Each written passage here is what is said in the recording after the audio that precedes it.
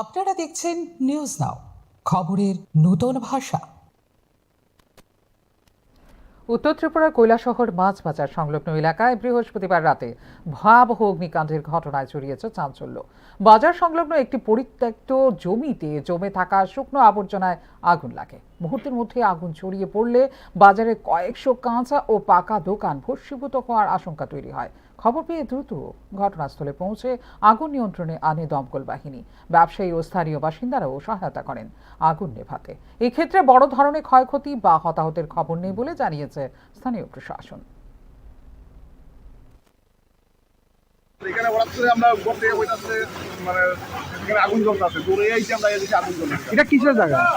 আমারই যে এখানে এখানে ফালানি হয়। কি ফালানি হয়?